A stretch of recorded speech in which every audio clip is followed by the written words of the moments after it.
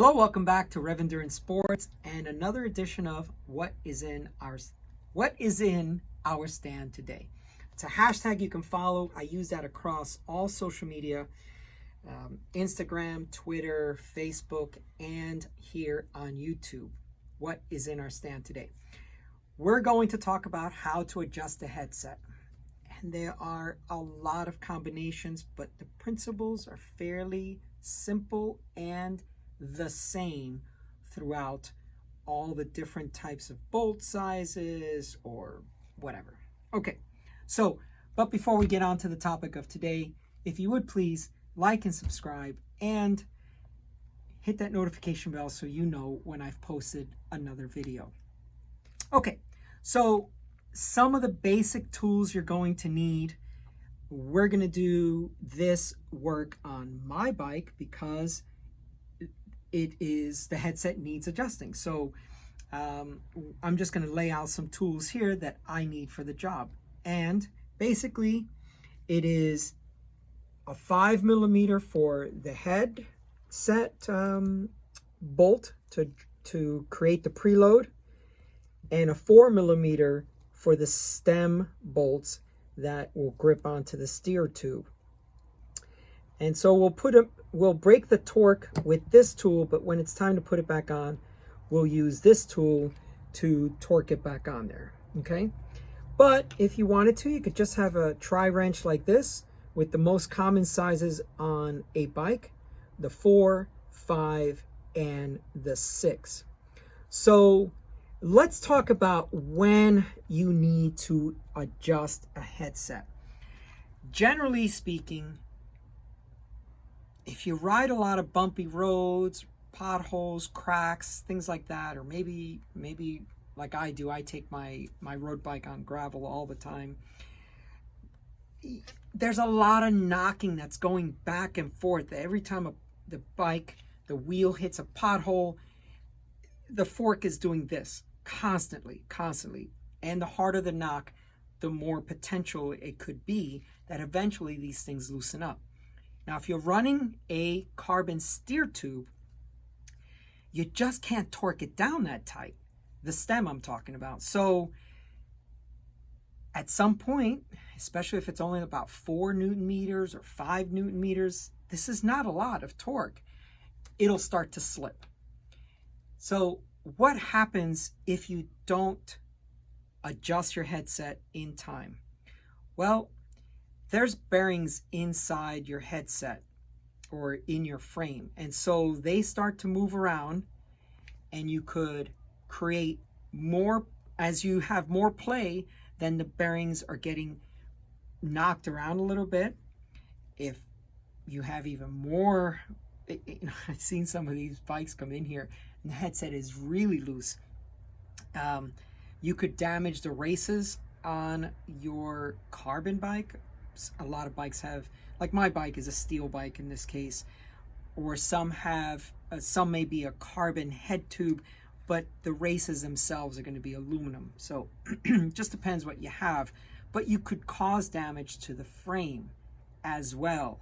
So first the bearings, then the frame, and obviously you don't want that to happen. Bearings are fairly inexpensive, and a headset adjustment you can do at home. So that's kind of why I want to have this YouTube channel, is to show people how to do simple things at home so you don't have to drive all the way down to your local bike shop, your LBS, to get this done.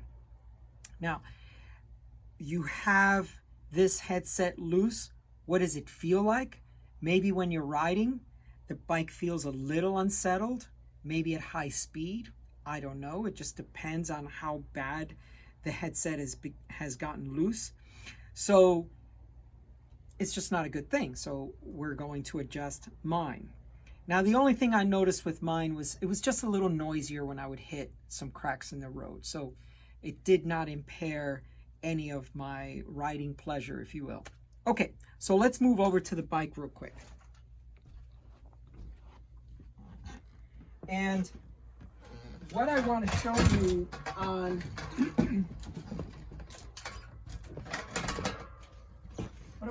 on my bike with the use of this visual aid is that when you put on a stem, all you're doing is clamping onto this. And this being carbon, you want to make sure that you use the correct torque value to do that, right? And let me just show you real quick what is going on.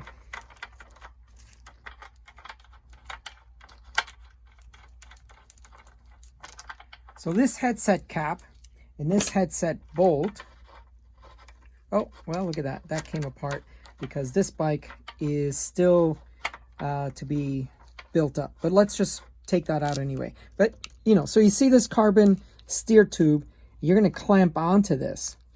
And you could damage and crush that steer tube. So it's very, very important that you do not go over the torques that you will see typically on stems.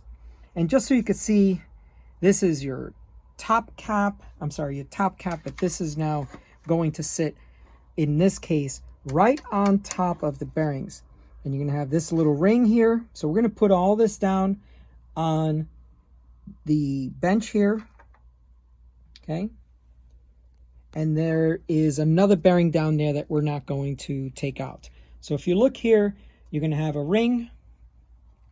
You're going to have this headset bearing on the top. You have a similar one on the bottom, and you have this ring. Okay. So if we go to put this back, it'll all just be in reverse order. Here's the bearing that's on the bottom, which I'm not going to take out for the time being, just to move this video along. Okay. So that sits there. Put the fork in. Drop your bearing into place. Take your ring, put your ring on there. Put your cap back on. Oopsie.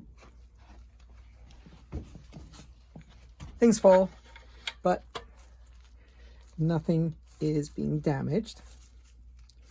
And sometimes these have to go on there just right. But we're not going to spend a lot of time on this because this is not the bike that we are working on. But, well, this is what happens when you go live. Sometimes things just don't work out perfectly. So we're just going to move beyond that because that's not what we're talking about today. Let's move on back to this bike here. Okay. So the first thing you need to do, or how you diagnose if you've got a loose headset, is you grab your front brake. Okay. So in this case, it's a rim brake because I love rim brake bikes, of course. So you grab your front brake, and then either you can sit on your top tube or just have some weight on it, or just do this. And what you're going to see is maybe down here or maybe up here, you'll start to see and also listen. So come in real close, Mr. Cameraman.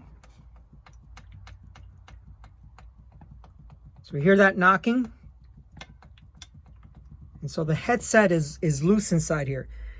And if I had spacers in the stack, then sometimes you can just turn the spacers because there's just not enough pressure on them anymore. All right.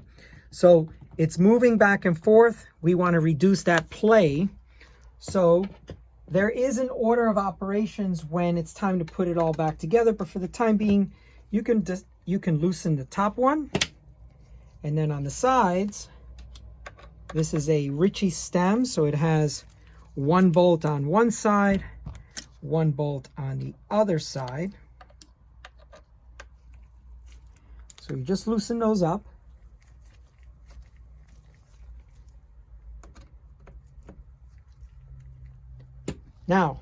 Now that this whole assembly is loose, watch the amount of play that exists now. Right? You can see how much there's play there.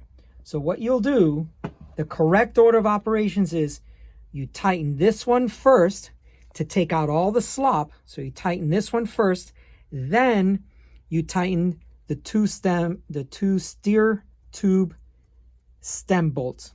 Okay. So first we're going to do this one. And what I want you to do is, as I'm what I want you to notice is, as I start tightening this, you will see that the play will start to go away. So generally what I do is I sit on the top tube and I just rock the bike back and forth. See all that play right in there? Now watch what's going to happen as I just start screwing this down. Look, it's already gone. And there. See? Now there's no play. No more knocking, no more noise, right? So then what I do is I just give it just another little smidge. And then, just to make sure that it works properly, I always just lift up the bike and I let the handlebar just swing back and forth. And if the handlebar swings back and forth, just all by itself, then I know I have not tightened it down too much. See that? Okay. Now comes the hardest part for me. I struggle with this all the time on my customers' bikes. So what you want to do now is, of course, line up your stem with your front wheel, your front tire. And once you get that down and that handlebar is straight, then you take your torque wrench. Now in this case, this is a Ritchie breakaway. And I love these tools because it's a no-brainer. Once you're doing it's a 5 Newton meter wrench, and the tips, you can replace them all the time. But so I give a little bit on this side, then I go back to this side. So good maintenance practices is when you're torquing something down, you don't do all of it on one and then all of it on the other. So you just slowly bring up the torque, one side, then the other. And there it is. It's snapped. And then do the other side. And a little bit more. Okay, so the wrench just breaks away. So you cannot put any more pressure. And you go back about 2 or 3 more times, because every time you get a little bit of play, and that's it. So now to check the job to make sure it was done right. First thing is, do we have any play? No, we don't. Do we have handlebars that swing all by themselves? Yes, we do. So that's it. That's all there is to adjusting a headset. It's a simple task. You should be able to do it yourself. But the first thing you need to do is go out to your garage, your bike room, maybe you have them in your kitchen like I've had them in the past. Grab your front brake, rock the bike back and forth and see if there's any play. If there isn't, all good. If there is some play, I hope that this video is going to help you take out the play and adjust that headset so that you can have smiles for miles, as they say. All right, so if you found this video informative and possibly entertaining, please like and subscribe, and please share with your friends, hit that notification bell as well, and we will see you up the road.